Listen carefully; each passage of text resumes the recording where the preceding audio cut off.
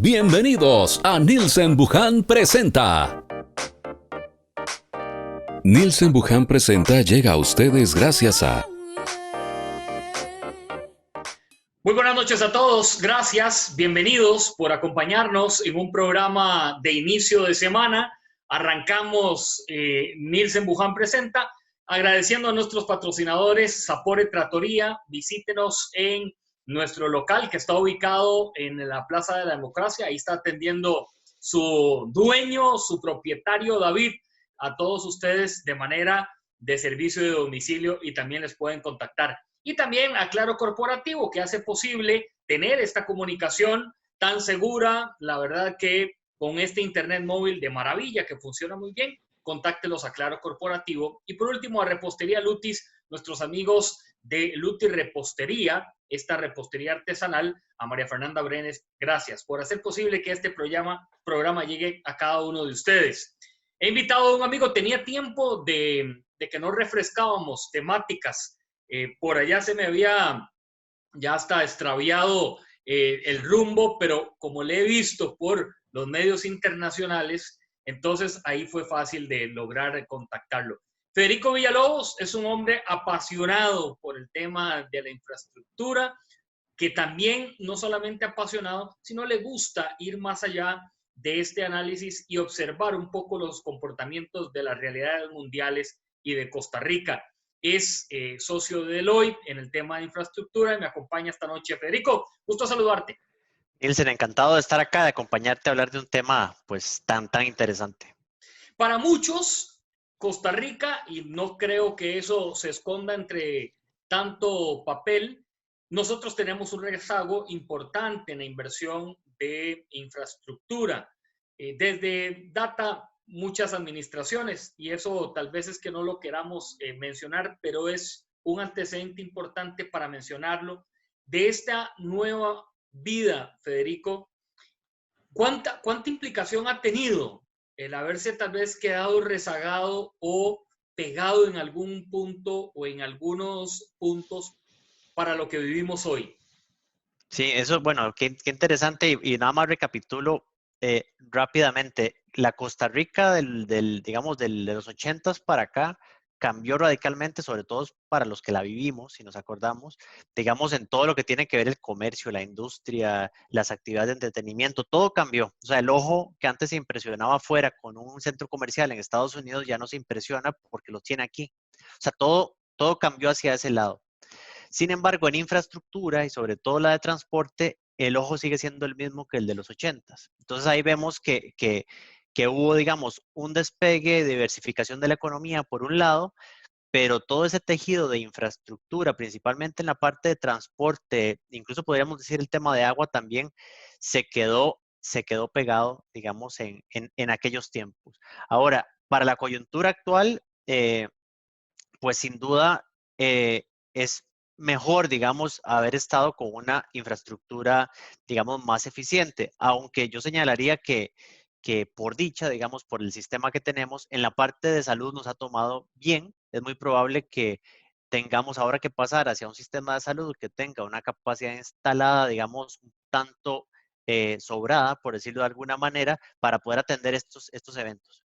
Pero en la parte de transporte, lo voy a poner en positivo, nos da una oportunidad de replantearlo, porque después de esta coyuntura también nos preguntaremos muchos, ¿necesitamos tal sistema de transporte de tal modo para movernos de un punto a otro? ¿O sencillamente no necesito moverme de un punto a otro de manera tan seguida? ¿O no necesitamos depender del vehículo tanto? Entonces, yo creo que tenemos un rezago evidente y nos falta mucho, pero también nos da una oportunidad a la coyuntura actual de poder ajustarnos hacia esa nueva realidad y tenemos una prueba, digamos, real en este momento del el impacto que podría tener reducir de alguna manera la dependencia del vehículo, que ha sido una de nuestras principales debilidades.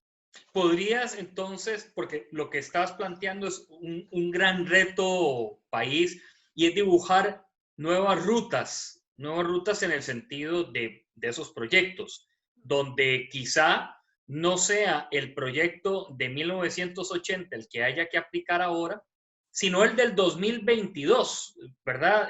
Llevándolo a largo plazo, en función de que yo por lo menos analizo de que hay una mejor cohesión en instituciones públicas para lograr proyectos en muy corto plazo y su aplicación casi que inmediata.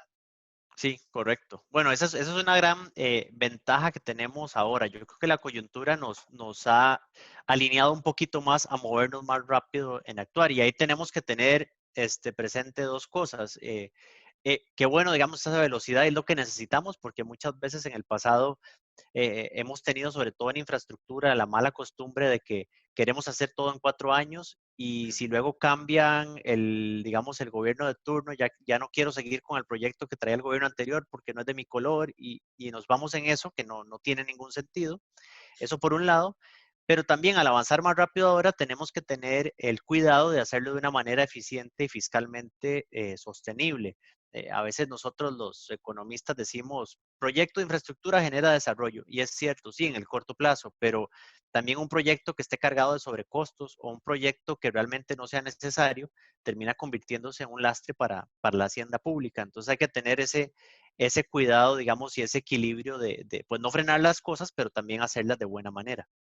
Mencionabas la infraestructura de salud, qué interesante, Federico, en la coyuntura actual, ¿verdad? Pero la infraestructura de salud, donde rápidamente se hace un bosquejo, se atacan debilidades y se están amortiguando de manera, yo no diría que provisional, en algunos casos sí, pero la atención donde salta entonces, y lo he escuchado de algunos profesionales en la salud, de decir, si nos estamos apurando tanto a resolver, como anteriormente no nos apuramos tanto en la construcción de hospitales, de más centros de salud, de una infraestructura inclusive mucho más ágil, más expedita en resolver citas, tema tecnológico y demás.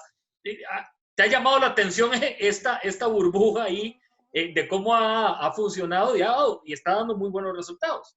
Sí, claro. Y yo creo que esto es como en las familias. A veces cuando las cosas están relativamente bien por mucho tiempo, uno pierde de vista, pareciera paradójico, pero lo realmente importante.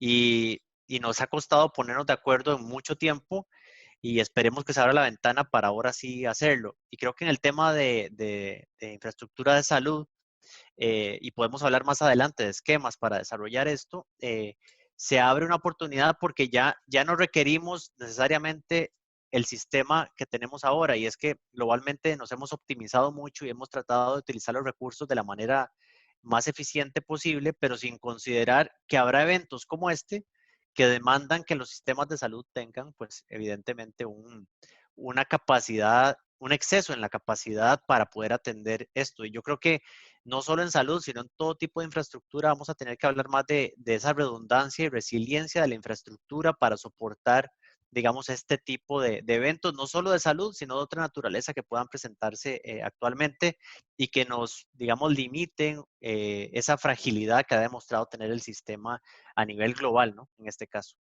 Esta noche estamos conversando con Federico Villalobos, socio de infraestructura de Deloitte. Federico, ¿tenés en lista algún top 5 de infraestructuras que nuestro país debería de atender con esa parte que yo llamo también, una cosa es lo urgente y otro lo importante? Ya estamos trabajando en lo importante, ya lo urgente lo resolvimos en ese mediano plazo. En lo importante, ¿has escrito algo relacionado? Bueno, yo creo que va muy en línea también con lo que se anunció recientemente, digamos, de ese paquete de proyectos que tiene el país y digamos, yo mencionaría algunos. Digamos, la famosa Ruta 27 que venimos esperando desde hace un tiempo, creo que es un proyecto que tiene las condiciones para poder avanzar pronto y pronto en los tiempos de infraestructura, yo creo que es algo que todos tenemos que tener claro. No son 2 semanas, una semana, digamos, los proyectos de infraestructura toman tiempo y hago esta nota al pie porque a veces por estar, digamos, enfocados en querer sacar cosas de Si lo inmediato, querés nos, ya, para nos mañana. olvidamos. Entonces dice, no, como este dura un año, dejémoslo ahí porque tarda demasiado. Sí, pero entonces cuando pasa el año no tenemos el proyecto de corto plazo que hubiese sido ese.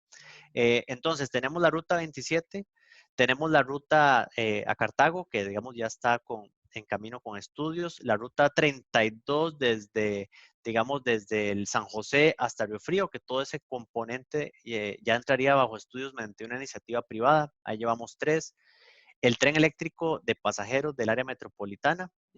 Ha habido una discusión reciente, digamos, del tema del subsidio que requiere el tren y de que si es mucho, que si es poco, pero creo que es un proyecto interesante. El país tendrá que discutir si lo quiere hacer completo, en fases o cómo.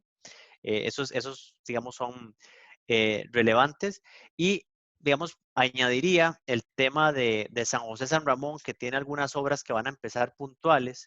Aún falta por definir cuál va a ser ese esquema de negocio, digamos, global, porque estamos hablando mucho de las obras, pero sí nos hace falta, digamos, cuál va a ser el modelo de negocio que va a resolver al final de cuentas el corredor completo. Pero yo hablaría de esos 5 proyectos para ubicarnos en el tema de transporte, que son, digamos, proyectos importantes, relevantes, a los que podríamos añadirles los que vienen ya, digamos, que son lo que es Limonal Barranca, que está por arrancar, y es una historia, digamos, que está más en el corto plazo, que eso es importante, pero que también hay esquemas que se le pueden aplicar luego a ese proyecto para tratar de generar más recursos, que es con lo que a veces hablamos de reciclaje de activos, digamos que es una herramienta que ahorita recientemente se introdujo a la legislación costarricense el año pasado. Pero yo, digamos, me quedaría en esos proyectos, evidentemente quedarán algunos por fuera, pero si me dices el top 5, son esos que te mencionaba.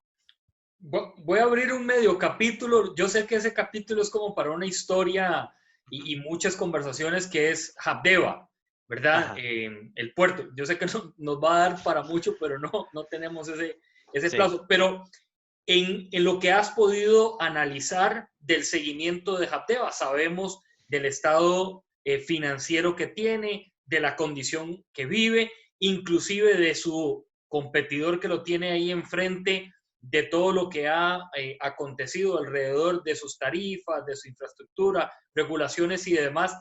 Ese capítulo, Habdeba, si no lo puedes resumir, ¿cómo lo has digerido o escrito? Yo creo que es complejo en el sentido de que es de esas instituciones que cumplieron un rol y hoy tendrán que acomodarse a otro. De alguna manera ya no al proveedor de servicios portuarios necesariamente, pero sí, digamos, al articulador de los nuevos proyectos.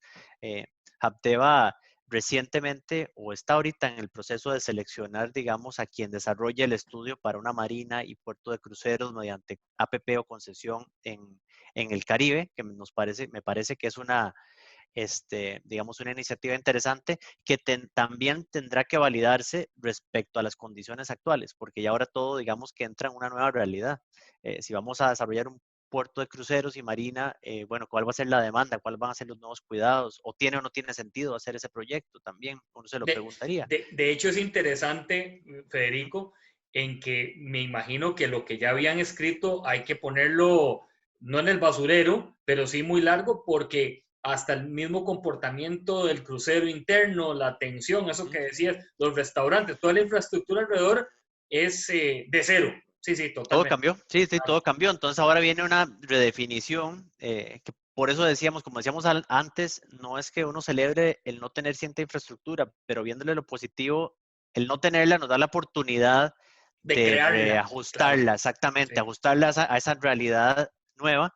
Entonces yo Habdeba lo veo por ahí, espero pueda avanzar en ese tipo de procesos, en el entendimiento, y eso lo tiene que tener muy claro Habdeba, que armar una concesión, una APP, no significa que ya traigo al privado y me solucionó los problemas de toda la vida. Si no hay una contraparte fuerte dentro de la institución, pues evidentemente el proyecto no tendrá éxito, y ese es el elemento que tenemos que tener cuidado ahí. Federico, también creo que se está poniendo en la mesa una discusión muy interesante, donde hoy países como los nuestros, pequeños, de economías dependientes de grandes, y esos grandes hoy muy lesionados económicamente, si será la oportunidad para sacar esas mejores herramientas o hacer una cohesión, una fuerza y decir, ok, vamos a invertir. Ahora sí es el momento, como decías ahora, y se me viene a la mente de ver ese Limón renovado del que todos añoramos en algún momento y que llevamos años de no verlo, de decir, este es el momento para renovar Limón y decir, muy bien, vamos a ser centro de atracción. Sí, y ahí, digamos, como país, tenemos que ver que a pesar de digamos, del bajón, para ponerlo en términos muy sencillos, que estamos teniendo ahora globalmente, se nos abre una oportunidad y es que, digamos, en la atracción de inversión hemos sido exitosos, ¿no? Atracción de inversión porque tenemos un capital humano bien preparado, porque tenemos instituciones fuertes, estabilidad política, y yo añadiría un componente adicional ahora, que es que también tenemos un sistema de salud robusto. Y yo creo que eso vale muchísimo en el contexto actual. Es decir, si queremos hacer cambios profundos y atraer la inversión que hemos estado esperando, es ahorita. Aún y cuando Costa Rica tiene limitaciones fiscales importantes, me parece que se abre una oportunidad para detonar los proyectos que han estado esperando por mucho tiempo. Y ahí es donde tenemos el reto como país de que las discusiones sean más que todo técnicas, o sea, decidamos qué es lo que vamos a hacer, pero que no nos enfrasquemos en discusiones de otro tipo, que ya hemos tenido, digamos, que si la hace el Estado, que si es concesión, que si no, que si me parece que sí, que si me parece que mejor la hagamos después.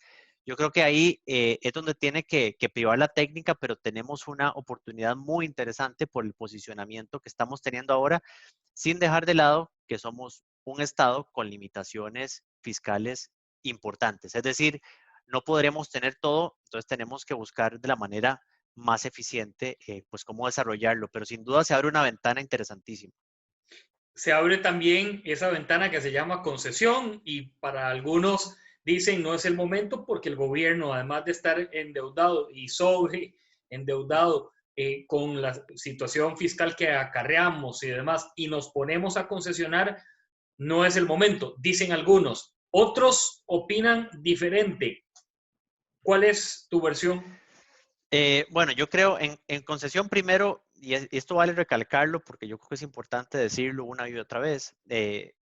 Tradicionalmente, la infraestructura la desarrolla el Estado, cuando decimos como la hace el Estado, decimos nosotros, pero la hace el Estado contratando a un privado. Entonces, normalmente contrato a un privado para que me haga el diseño y luego contrato a otro para que me construya y ese que construye se va. Ese es el modelo convencional, que empresas privadas contratadas de esa manera. Es un modelo que no es ni bueno ni malo, sino que cada proyecto define cuál se acopla mejor. La concesión o la APP es sencillamente que yo digo, financie, me diseñe, me construya, me opere y me mantenga el proyecto y yo se lo contrato eso y se lo repago durante 20, 30, 35 años. Con la diferencia de que ahora le traslado riesgos al sector privado. Esa es la única diferencia. El activo sigue siendo público, es decir, no hay privatizaciones de nada detrás de esto. Eh, y entonces, ¿qué es lo que se abre en un panorama como el actual? Yo creo que la concesión nos abre la posibilidad de que el Estado no necesariamente aporte la totalidad de los recursos a un proyecto, sino que pues una parte si es que es necesario un subsidio o ninguna si es que el proyecto se autosostiene por medio de tarifas. Entonces abre esa posibilidad de que el capital privado aporte y reduzca la presión sobre las finanzas públicas. Luego hay otra figura que mencionábamos anteriormente, que es la optimización de activos, que se introdujo a la legislación costarricense el año pasado en una reforma a la ley de concesiones y es muy sencillo. La optimización de activos es, el Estado ya tiene un activo construido, entonces lo concesiona para asegurarse que alguien le dé una adecuada operación y mantenimiento, pero como ya lo construyó, el privado debe reconocerle al Estado parte o la totalidad de ese costo de construcción o de esa inversión que realizó.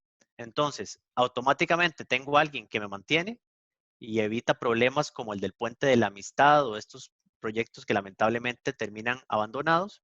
Y al mismo tiempo y automáticamente, al recibir ese pago del privado, el Estado tiene recursos que no tenía antes y que ahora puede invertir en otros proyectos de infraestructura. Es como si en su momento, por poner un ejemplo así muy sencillo, se hubiese dado en concesión el Puente de la Amistad, alguien lo hubiera mantenido, le hubieran dado al gobierno recursos adicionales que invierte en la misma zona, en una escuela, en un acueducto o en otro tipo de infraestructura. Entonces yo creo que las concesiones y las APPs, yo diría, no aplican necesariamente para todo proyecto, eso es claro, o sea, aquí no se puede una batalla entre un modelo o el otro, pero sí abre la posibilidad de reducir la presión fiscal y de generar nuevos recursos financieros. Federico Villalobos, socio de infraestructura de Deloitte, nos acompaña esta noche en nuestro programa. Gracias a todos por seguirnos. Recuerden escribirnos en nuestras redes sociales, las de Nielsen Buján. Ahí estamos en el Instagram y también en el Facebook, constantemente en comunicación con ustedes y también en esta entrevista que tienen la posibilidad de seguirnos.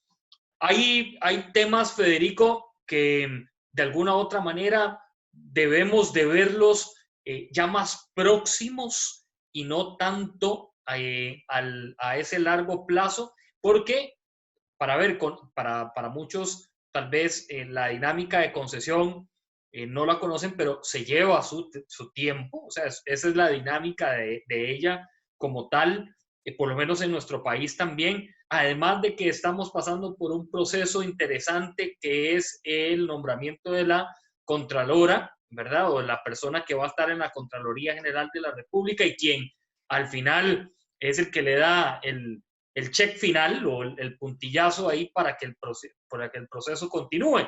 Entonces hay algunas variantes interesantes. ¿Qué ves en este corto plazo?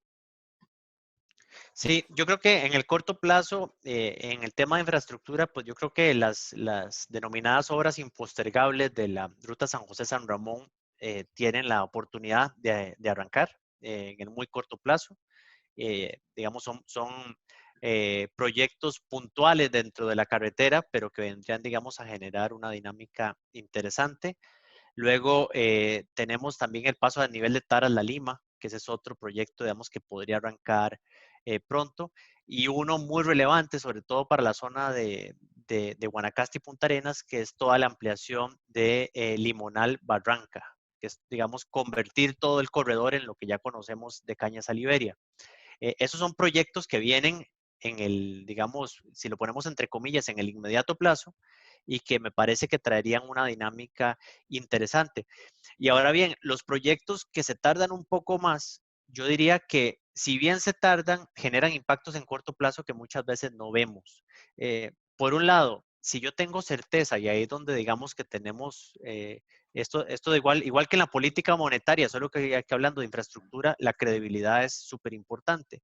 Entonces, si un gobierno, digamos, genera un mensaje de confianza de que esos 5 proyectos que mencionábamos anteriormente van a caminar, ya las empresas del sector construcción, aun y cuando implique un esfuerzo, saben que pueden, digamos, tener en su pipeline de proyectos en 1 o 2 años determinados proyectos importantes. Los que están analizando inversiones para ubicar, inversión extranjera, sobre todo para ubicarse en Cartago, no sé, en Limón, en la misma ruta 27, dirán, bueno, ahora sí puedo ir tomando decisiones de inversión en Costa Rica porque ya tengo certeza de que el proyecto va, o se toman decisiones de bienes raíces porque se sabe que va el tren rápido de pasajeros del área metropolitana. Entonces, yo creo que esos proyectos de corto plazo que mencionábamos, Taras-La Lima, las OBIs, Limonal Barranca, esos vendrán a dinamizar mucho, digamos, de la manera tradicional, como conocemos este tipo de proyectos, pero también los que vienen hacia adelante, digamos, son importantes para detonar esto. Y ahora algo que yo creo que es relevante meter dentro de la discusión, que es también hay infraestructura, digamos, de edificaciones que se puede desarrollar a través de este tipo de modelos y las infraestructuras de edificaciones sabemos que demandan mucha mano de obra y en algún momento lo que estamos buscando también es dinamizar mucho la demanda de mano de obra, sobre todo después de esta contracción que hemos tenido. Entonces yo creo que ese tipo de infraestructura escolar, hospitalaria, incluso, digamos, centros de gobierno, que es uno de los anhelos que ha tenido el país siempre, ¿no? De tener un centro de gobierno moderno y eficiente, digamos, que permita brindar los servicios públicos de una manera adecuada y no aquel, digamos, que el ministerio uno está por allá, el otro por aquí, en oficinitas ahí un poquito comprometidas, por decirlo de alguna manera. Creo que también ahí se abre una oportunidad interesante para ese tipo de infraestructuras. ¿Cómo visualiza Federico Villalobos que va a tener que trabajarse o se tiene que ya trabajar en la infraestructura a partir de este momento? Como antecedente, recientemente participé en un congreso de la construcción que organizó una empresa colombiana, donde estuvo la vicepresidenta de ese país y igualmente representantes de la construcción. Y una de ellas, que es la presidenta de la Cámara de la Construcción, decía que los reglamentos, los protocolos, los nuevos ejercicios no son provisionales, sino que llegaron para quedarse. O sea, que así va a ser de ahora en adelante. ¿Qué visualiza Federico de cómo el profesional hoy que trabaja en esta área va a tener que decir o me adapto o me adapto? Así es, bueno, eso es importantísimo. O sea, el mundo cambió, nos guste o no nos guste, y nos abrirá también oportunidades para ponerlo en positivo. Eh, los aeropuertos como los conocemos probablemente no volverán a ser iguales, y ni los procedimientos, digamos, todos los procesos dentro de un aeropuerto. El transporte público no volverá a ser igual. Digamos, las zonas de entretenimiento no volverán a ser igual. Yo creo que los profesionales del sector construcción vamos a tener que, digamos, interiorizar esa nueva dinámica, pues para estar al día. Y creo que esto va a ser una constante de aquí en adelante. Hoy es este tema, mañana será otro que nos obligue, digamos, a movernos hacia otro lado. Y es un poquito que decíamos al inicio, esa resiliencia que debemos tener. Hablaba de la infraestructura, pero también, digamos, de los profesionales, de cómo nos vamos a comportar. Y en el tema de infraestructura, añado algo que es súper relevante para un país como el nuestro, para todos, pero digamos un país como el nuestro en lo puntual, y es la madurez política.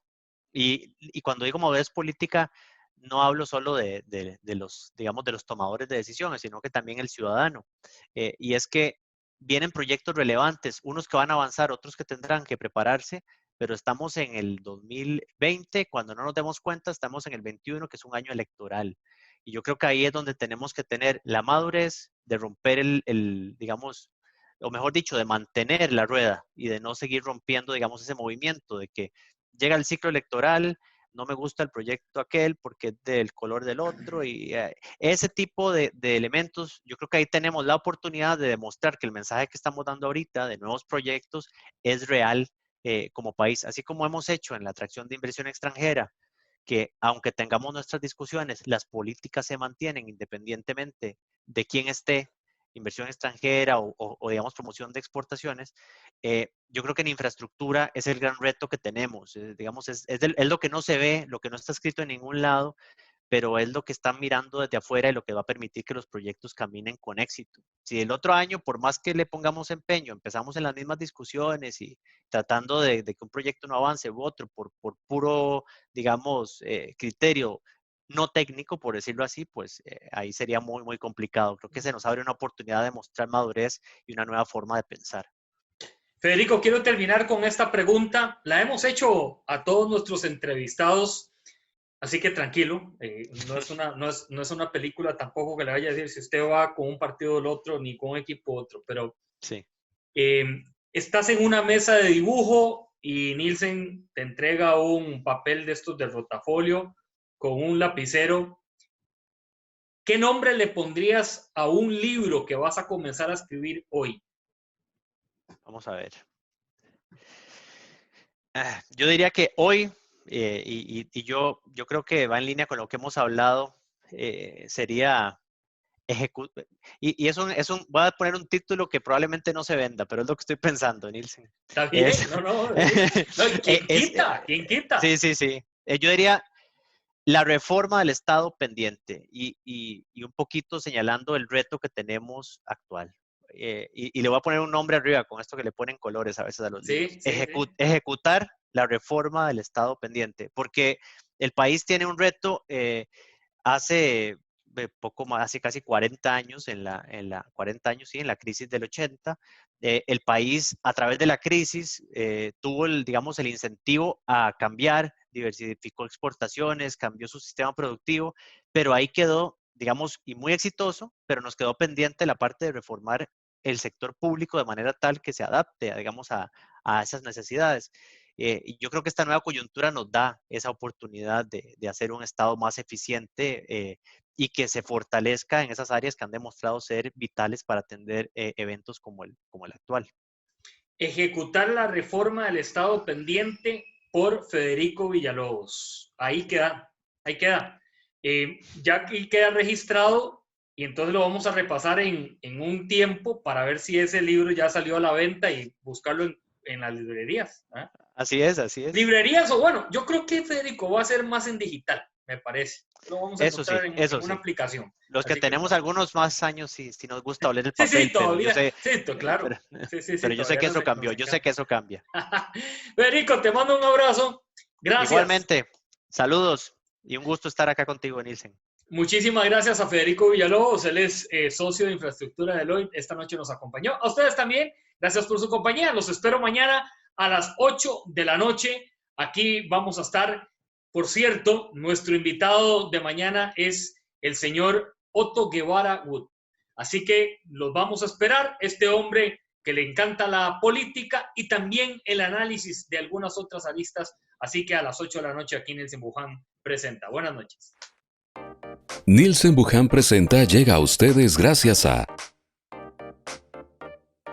Gracias por acompañarnos hoy en nuestro programa Nielsen Buján Presenta.